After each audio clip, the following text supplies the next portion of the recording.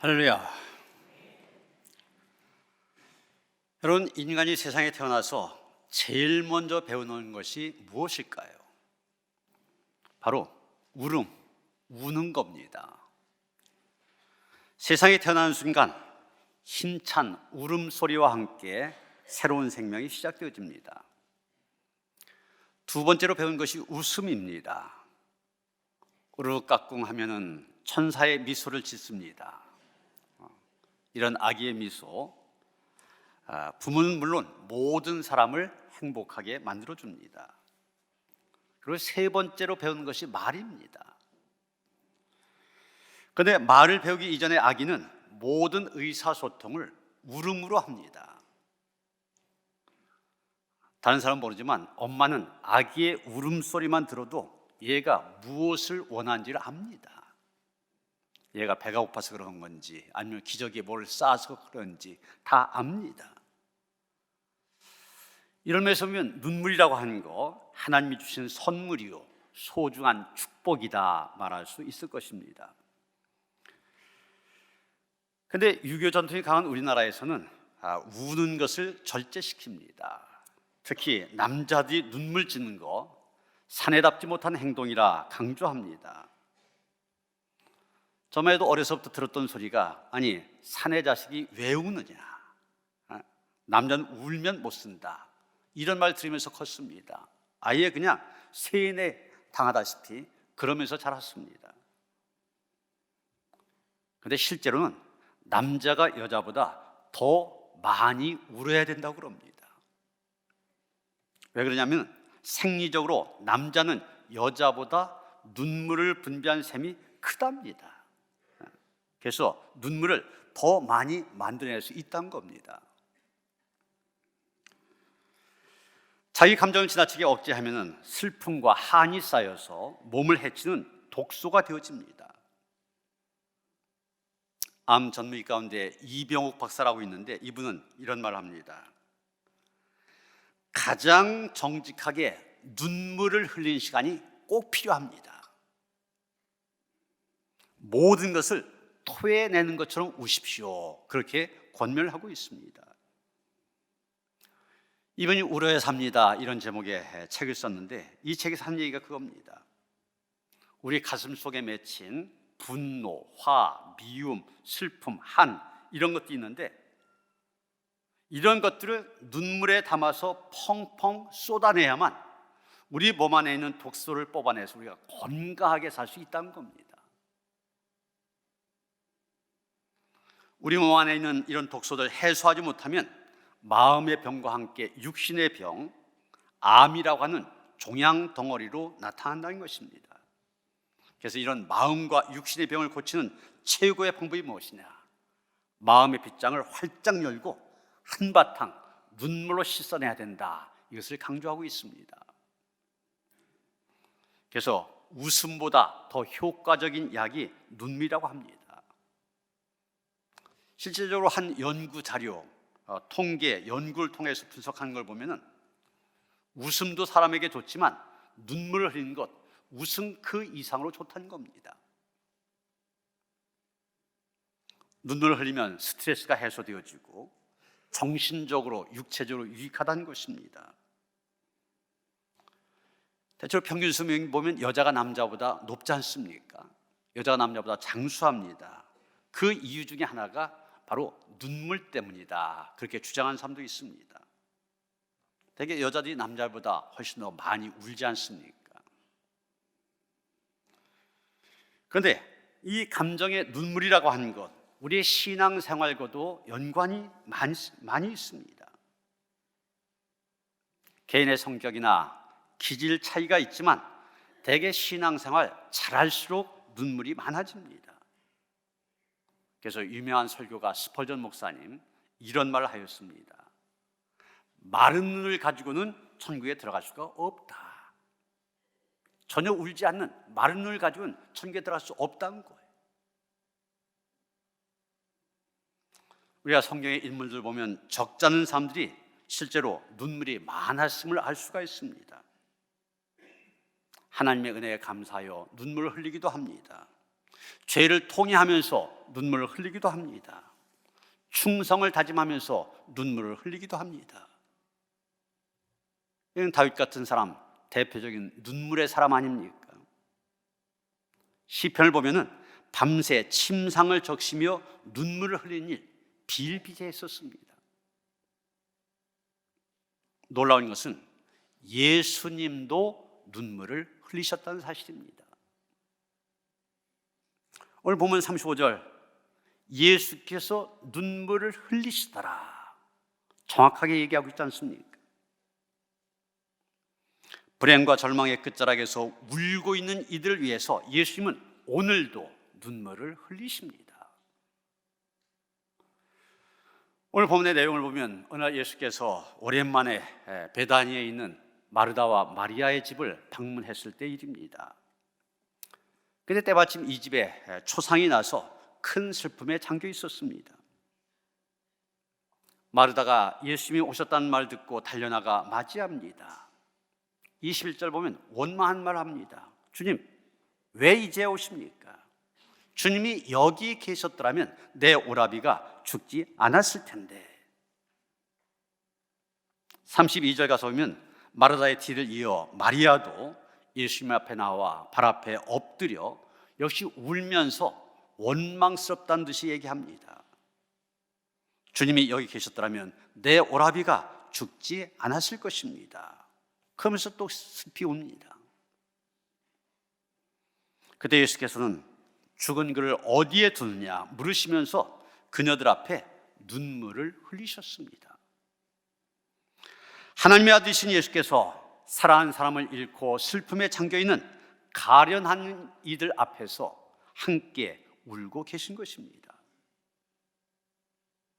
여러분, 예수님 다른 거 하지 않으셨습니다. 그저 우셨습니다. 예수님은 그들에게 죽음의 의미를 가르치려고 하지 않으셨습니다. 너희들 왜 믿음 없이 그렇게 슬퍼하냐 핀잔주지도 않으셨습니다. 왜 나사로가 죽었는지 설명하려고도 하지 않으셨습니다. 무슨 멋진 말로 위로하려고도 하지 않으셨습니다. 오직 한 가지, 눈물을 흘리셨더라 그랬습니다. 그들의 슬픔을 이해하고 그들과 함께 눈물을 흘리며 우셨습니다. 사람들은 예수님의 눈물을 처음 보았습니다.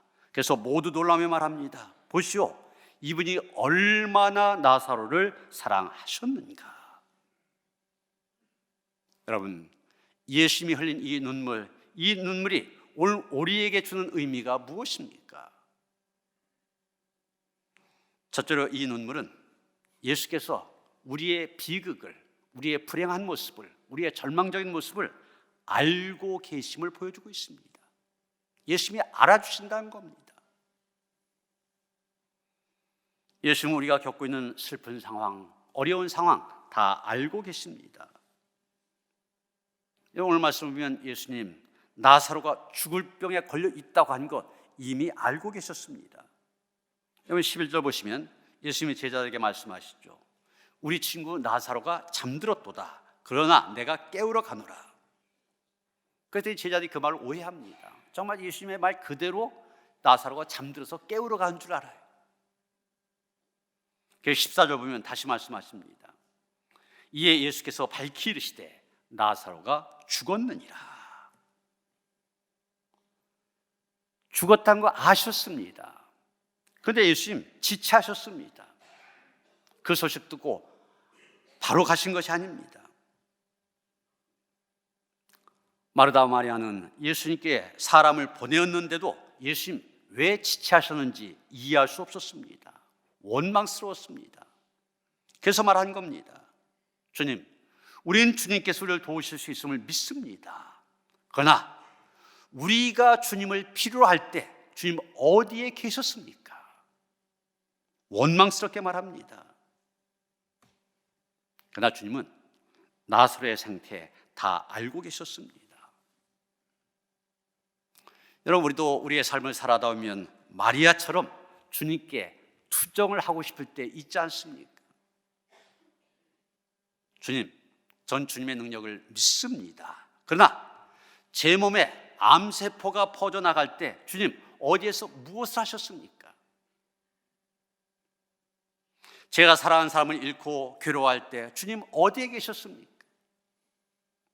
제가 사업에 실패하고 재산을 다 잃어버리고 힘들어할 때 주님 왜 도와주지 않으셨습니까?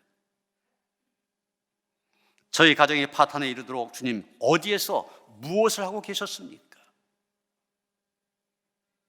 마리아나 마르다와 똑같이 우리도 주님을 하여 우리의 원망 보일 수가 있습니다. 그런데 여러분, 예수님은 어떻게 하셨습니까? 그거 내가 죄를 지었기 때문에 내가 벌 준 거야, 그러셨습니까? 내가 무엇을 한다고 따지느냐, 나도 다 생각이 있다, 그렇게 말씀하셨습니까? 아닙니다. 단지 예수님, 그래 너의 눈물을 보니 나도 눈물이 나는구나, 그러시면서 함께 우셨습니다. 예수님의 그 눈물 속에는 내가 너의 아픔을 다 알고 있단다, 너의 괴로움도 너의 안타까움도 너의 슬픔도 다 이해한단다, 너 너무 힘들지? 이러시는 주님의 사랑이 담겨 있는 것입니다. 우리는 정말 엄청난 일을 당했을 때 여러 사람들부터 위로를 받습니다. 그러니까 위로를 받으면서도 그런 생각합니다. 너희들 이 내 아픈 마음 조금이라도 알기나 하겠냐? 그저 형식적으로 위로하는 척 하는 거지. 그러면서 그런 위로 받아들이지 않으려고 합니다. 아무도 나의 아픔 모른다고 생각합니다. 그것은 아무도 내가 지금 겪고 있는 이런 아픔 맛보지 않았기 때문에 그럴 거라고 생각하기 때문입니다. 지금 나는 이루 말하기 어려울 정도로 비참하지만 넌 행복하지 않냐? 그런데 내가 날 어떻게 이해할 수 있겠느냐? 이런 생각이 가득 차 있다 보니까 위로의 말을 받아도 위로를 받지 못합니다. 어떤 어머니가 사고로 아들을 잃어버렸습니다. 너무나도 슬퍼서 울고 또 울었습니다. 주변에 있던 사람들 아무리 달래도 울음을 그치지 않습니다. 그런데 1년 전에 똑같은 사고로 아이들을 다 잃어버린 한 어머니가 찾아왔습니다. 아무 말도 안 합니다. 그저 이 어머니를 부둥켜 안고 같이 울어줍니다. 그게 한참을 같이 울고 났더니 이 어머니 드디어 눈물을 그칩니다. 자기와 같은 아픔을 당한 사람이 자기와 같이 슬픔을 나누며 같이 울어주는 바로 거기에서 위로를 받은 것입니다. 우리가 위로를 받는 것은 공감할 때입니다. 내 감정을, 내 마음을 알아주는구나, 이해해 주는구나, 이것을 알 때 위로를 받게 된 것입니다. 어제 저녁에 결혼 예비학교 3주간의 짧은 과정이다 보니까 어제 끝났습니다. 근데 어제 시간 제목이 대화였습니다. 여러분, 우리 몸에 혈액이 잘 돌아야만 건강한 몸이 되지 않습니까? 그런 것처럼 가족이란 공동체도 또 부부 관계에서도 어느 공동체나 대화가 잘 돌아갈 때 건강한 공동체가 되어진다, 건강한 부부 관계가 되어진다, 이런 내용이었습니다. 그런데 대화에서 가장 핵심적인 것이 무엇이냐? 공감하는 대화가 되어져야 된다. 이것이 핵심적인 주제였었습니다. 그러면서 사례로 이런 사례를 얘기했습니다. 지금 아들이 중학교 2학년짜리인데 학교에서 돌아오더니 갑자기 자퇴하겠다고, 자퇴서를 내겠다고 그럽니다. 그때 엄마가 어떤 반응을 보이느냐? 첫 번째, 엄마, 나 자퇴서 낼까 봐요, 그럽니다. 이럴 때 엄마에게서 나온 일반적인 반응이 무엇입니까? 미쳤어 너? 중학교 2학년이 자퇴서 내고 뭐 할 거야? 그따위 말 한 번만 더 해봐라, 아빠한테 일러서 혼내줄 테다. 이 아이는 옛날에 아빠한테 잘못했다고 아빠한테 맞아서 이빨이 부러진 그런 일이 있습니다. 그러니까 아빠한테 한다니까 이 아이가 어떻게 했겠어요? 이 아이 더 이상 대화는 진전되지 않고 그냥 집을 나가버립니다. 가출하고 맙니다. 이런 대화는 안 된다는 거죠. 공감하는 대화를 해야 되는데 그 공감하는 대화가 어떤 거냐, 이런 겁니다. 아들이 집에 와서 엄마한테 얘기합니다. 엄마, 나 자퇴서 낼까 봐요. 그럼 엄마가 말합니다. 너 요즘 학교 생활에 어려움이 많구나. 아들이 한 말은 자퇴서 내겠다는 말인데 그거에 대해서 뭐라고 하는 것이 아니라 아이가 왜 그런 말을 할까, 그 마음을 읽는 겁니다. 아, 너 학교 생활이 힘들어서 그런 거구나. 그러면 대화는 거기서 중단되는 게 아니라 계속 이어집니다. 너 요즘 학교 생활에 어려움이 많구나. 그랬더니 아들이 말합니다. 그래요. 사귈 만한 친구도 없고 선생님은 공부 잘하는 애들만 인정하고 그렇지 않으면 다 무시해요. 엄마가 또 그런 말을 하는 아이의 마음을 읽습니다. 그래서 이렇게 얘기합니다. 그래, 친구도 없고 선생님께 인정도 못 받고 학교 생활 힘든데 참고 다니느라고 참 애쓰고 있구나. 아들이 또 말합니다. 성적도 제대로 안 나오고 가장 친한 친구도 전학 가고 정말 학교 가기 싫어요. 대화가 계속 이어지다 보니까 왜 자퇴하려고 하는지 이유가 나오잖아요. 또 아이의 마음을 받아서 엄마가 얘기합니다. 저런 친한 친구마저 전학 가다니 얼마나 외로웠을까. 이번 주말에 전학 간 그 친구 만나면 어떨까? 정말요? 그래도 돼요? 그럼 친구 만나고 그 다음에 자퇴 문제에 대해서 얘기해 볼까? 아이가 말합니다. 그래도 중학교는 졸업해야죠. 저 숙제할게요.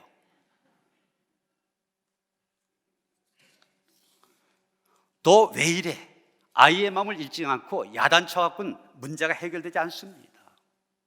그런데 지금 아이의 마음이 어떤가, 그 마음에 대해서 공감해주고 이해해주고 그 해결이 되잖아요.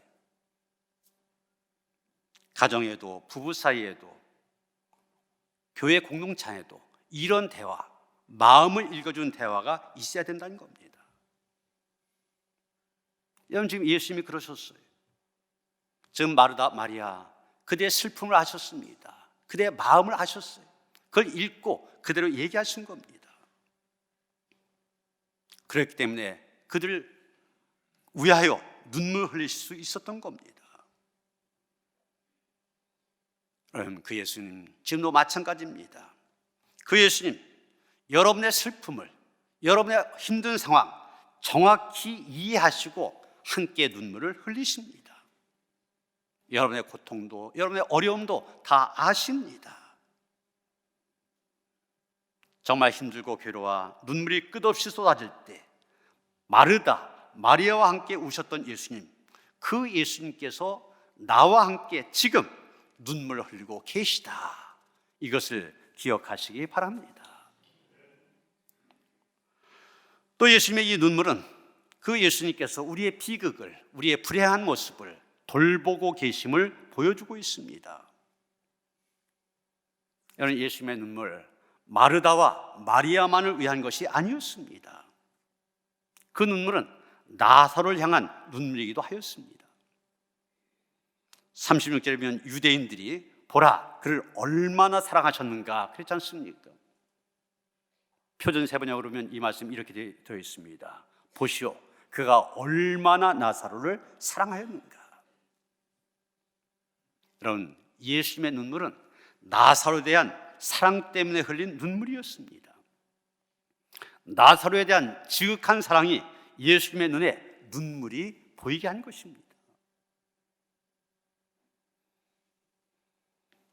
크리스찬 가수 최성수라고 하는 사람이 있는데 이 사람이 부른 노래 가운데 동행, 이런 제목의 곡이 있습니다. 이 노래 가사 가운데 이런 대목이 나옵니다. 누가 나와 함께 누가 나와 같이 함께 울어줄 사람 있나요? 누가 나와 같이 함께 따뜻한 동행이 될까? 진정한 동행이란 내가 눈물을 흘릴 때 함께 울어준 거란 얘기입니다. 나를 위하여 울어줄 사람이야말로 진정한 친구란 얘기입니다. 그렇습니다. 진정한 친구는 내가 슬플 때 내 곁에서 나를 위하여 함께 울어줄 수 있는 사람입니다. 정말 나를 사랑하는 사람, 나를 위하여 눈물을 흘릴 수 있는 사람입니다. 오늘 성경 우리에게 분명히 말해주고 있습니다. 예수님께서 나를 위하여 눈물을 흘리셨다고 얘기하고 있습니다. 예수님, 나의 연약함 때문에 눈물을 흘리십니다. 내가 질병의 고통을 겪고 있을 때, 내가 마음의 상처 때문에 아파하고 있을 때 나를 위하여 눈물을 흘리십니다. 예수님, 나의 어리석음 때문에 눈물을 흘리십니다. 하나님의 말씀을 저버리고 세상을 향해 달려나갈 때 그런 나를 바라보시며 눈물 흘리십니다. 또 예수님, 나의 죄의 문제 때문에 여전히 죄의 권세 가운데서 쩔쩔매며 억눌려 있는 나를 보실 때 눈물을 흘리십니다. 실험실에서 사람의 눈물을 분석해 봤습니다. 화학적으로 어떤 요소들이 있나 그랬더니 H2O, 물이 90%였습니다. 소금이 7%, 단백질이 2%, 점액소가 1%. 이게 눈물이 구성하고 있는 화학적인 요소였습니다. 그런데 이런 요소들, 인간을 움직이고 변화시키는데 아무런 도움도 효력도 없을 것입니다. 그런데 그런 것들이 모여서 눈물을 잃을 때 그 눈물은 위대한 힘을 갖고 있습니다. 모니카의 기도의 눈물, 그 눈물이 탕자 어거스틴을 성자 어거스틴으로 변화시키지 않았습니까? 사도 바울은 에베소 교인들을 위하여 많은 눈물을 흘리며 기도하였습니다. 또 눈물로 훈계도 하였습니다. 눈물로 세운 교회에 견고하게 섰고 이 에베소 교회, 교회사에 있어서 중요한 역할을 감당하였습니다. 예수께서 눈물을 흘리셨을 때 예수님은 나사로의 비극을 안타까워하신 것이었습니다. 그리고 친히 그 비극의 주인공 돌보기 시작하셨습니다. 나사렛 무덤을 찾아가신 예수님, 역한 냄새가 나는 그 무덤의 문을 열게 하시고 하나님께 기도하기 시작하셨습니다. 그리고는 큰 소리로 나사로야 나오너라, 말씀으로 죽은 지 나흘이나 지난 나사로를 살리셨습니다. 그 예수님, 우리를 위해서도 눈물 아끼지 아니하십니다. 단지 눈물만 흘리시는데 그치는 것이 아니라 우리를 향하여 피까지 흘려주셨습니다. 우리의 비참함에, 그리고 우리의 고통 속에, 우리의 절망 속에 스스로를 연결시키고자 하신 예수님의 그 기꺼한 마음, 우리가 신학적으로 이해할 수 없습니다. 이론적으로 이해할 수 없습니다. 오직 예수님이 흘리신 그 눈물만이 예수님의 간절한 마음 가장 정확하게 표현하고 있는 것입니다.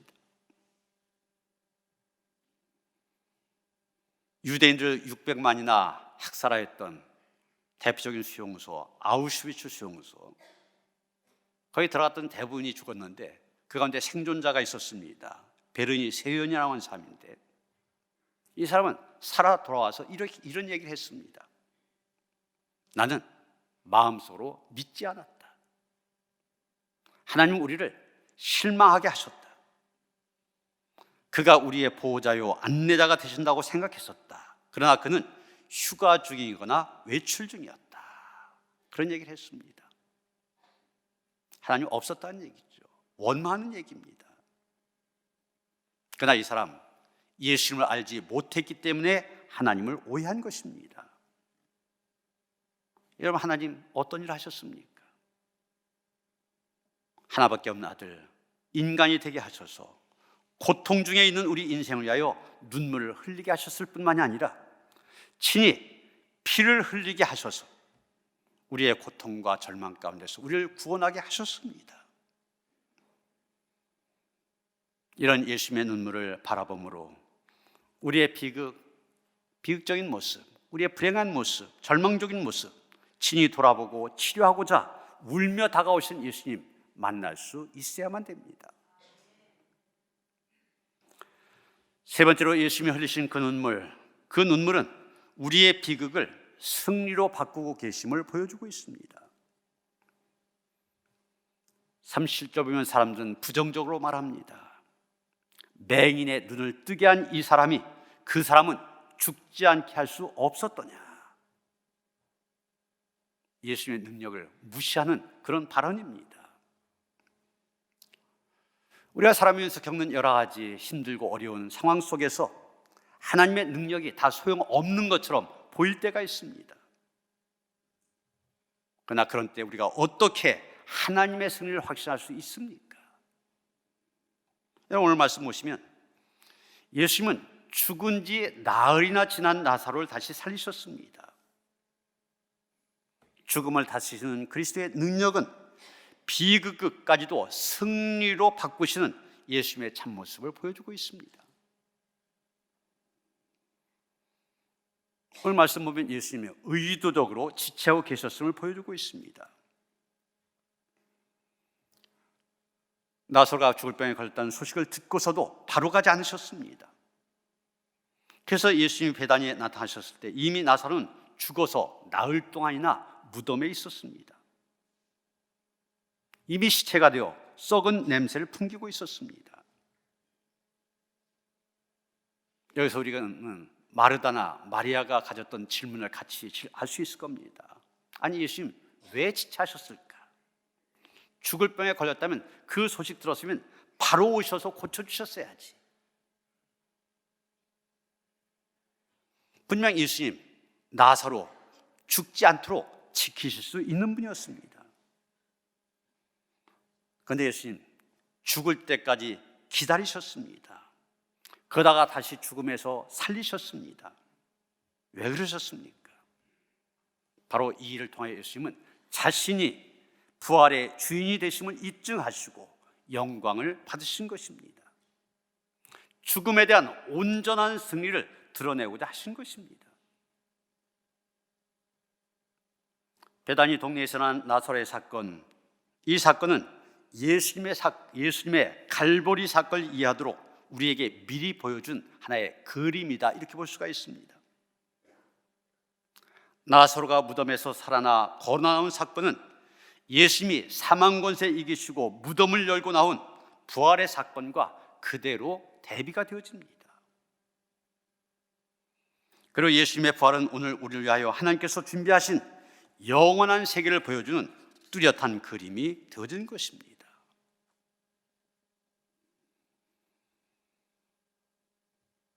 여러분, 마르다나 마리아 앞에 나사로의 죽음은 비극이었습니다. 절망이었습니다. 나사로의 죽음을 통해서 그런 비극과 절망을 그들은 보았습니다. 그럼 지금 우리의 눈에 비춰지는 세계 역시 비극적인 모습, 절망의 모습을 보여주고 있습니다. 우크라이나에서 전쟁이 시작된 지 엊그제 24일이 꼭 1년이 된 날이었습니다. 러시아군이 침공하면서 평화롭던 우크라이나의 일상이 무너졌고 민간인 희생자만 해도 2만 명에 이른다고 합니다. 도시는 폐허가 되어졌고 수백만 명이 집을 잃어버렸습니다.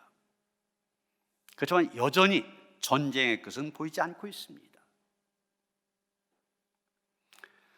지난달 초 지진으로 무려 4만 5천 명의 사망자가 발생한 튀르키예, 이재민이 2만 명이나 발생했는데 이 사람들 살아있어도 생지옥과 같은 그런 삶을 살고 있다고 얘기합니다. 수용시설이나 대피소, 포화 상태가 되다 보니 추위 속에서 텐트나 차량에서 노숙을 합니다. 이게 뉴 노멀, 새로운 일상이 되어버렸습니다. 거기에서 복구까지 얼마 시간이 걸릴지 계산이 안 됩니다. 우리는 위에서 우크라이나 전쟁이 그치고 평화가 오도록, 또 트리키의 지진을 잘 이겨낼 수 있도록 기도하였습니다. 우리가 심야 기도회 때마다 제목을 놓고 함께 기도해왔지 않습니까? 우리는 이런 상황에서 초조하게 주님을 바라보며 기도하지만 안타깝게도 주님께서 너무 지체하신 거 아니냐, 이런 느낌을 지울 수가 없습니다. 마르다와 마리아가 가지던 똑같은 감정입니다. 그런데 그런데도 불구하고 예수님 뭐라고 하십니까? 예수님은 승리를 선언하십니다. 25절 26절입니다. 난 부활이요 생명이 나를 믿는 자는 죽어도 살겠고 무릇 살아서 나를 믿는 자는 영원히 죽지 아니하리니 이것을 내가 믿느냐.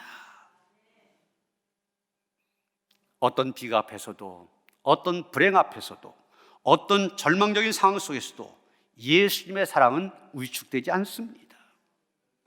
죽음 앞에서도 예수님의 능력은 평가절하될 수가 없습니다.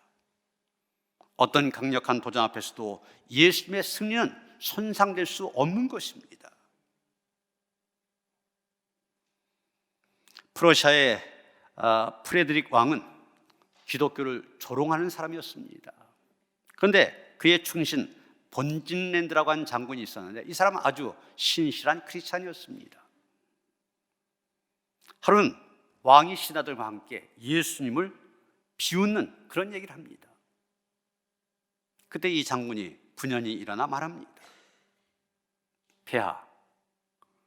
폐하께서는 제가 죽음을 두려워하지 않고 싸워서 38번을 승리한 것 잘 알고 계십니다. 이제 저도 늙어 대왕이 비웃으시는 저의 구주 그리스도를 만나 뵈러 갑니다.